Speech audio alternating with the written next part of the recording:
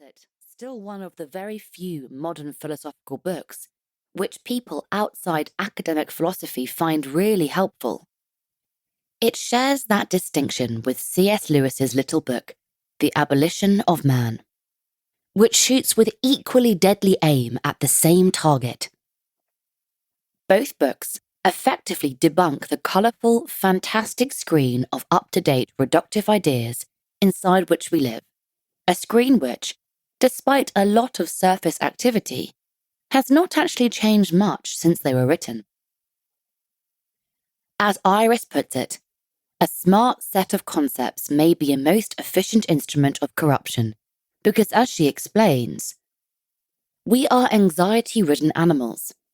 Our minds are continually active, fabricating an anxious, usually self-preoccupied, often falsifying veil which partially conceals the world. What chiefly pierces that veil is a sharp, direct perception of things which are not part of our own being. For instance, I am looking out of my window in an anxious and resentful state of mind, oblivious of my surroundings, brooding perhaps on some damage done to my prestige. Then suddenly I observe a hovering kestrel. In a moment, everything is altered. The brooding self with its hurt vanity has disappeared. There is nothing now but kestrel.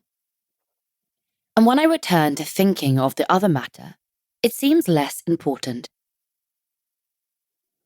The veil, however, is persistent and terribly hard to detect.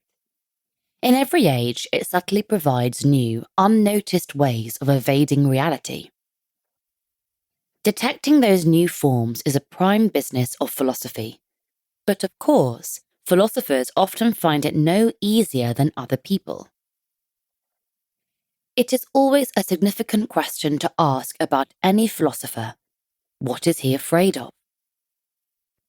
During the 20th century, intellectual fashions have provided escape by claiming to isolate individuals progressively, first from God, then from their own societies. There is no such thing as society. And finally, from the rest of nature, thus crediting them with an extraordinary, supernatural kind of independence. At each stage, the reformers were rejecting genuinely oppressive claims.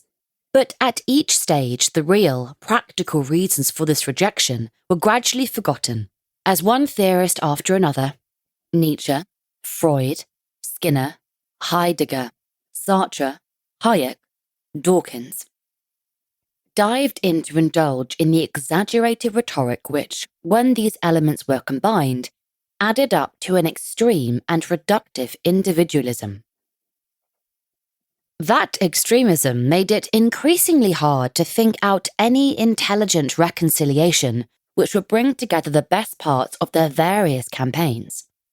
So, as Iris points out, what we got instead was a strange, half-conscious jumble composed of the most dramatic parts of each doctrine, because these parts were both the most exciting and the easiest to remember. The very powerful image with which we are here presented is behaviourist in its connection of the meaning and being of action with the publicly observable. It is existentialist in its elimination of the substantial self and its emphasis on the solitary omnipotent will. And it is utilitarian in its assumption that morality is and can only be concerned with public acts. The names of these doctrines may not be familiar to all of us, but, as she says, we are all familiar with the ideal figure who personifies them because he dominates the stories that we read and watch. He is the hero of every contemporary novel.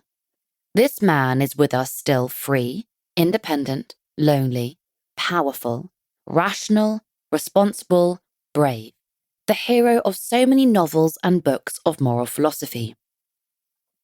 The raison d'etre of this attractive but misleading creature is not far to seek. He is the offspring of the age of science, confidently rational and yet increasingly aware of his alienation from the material universe which his discoveries reveal.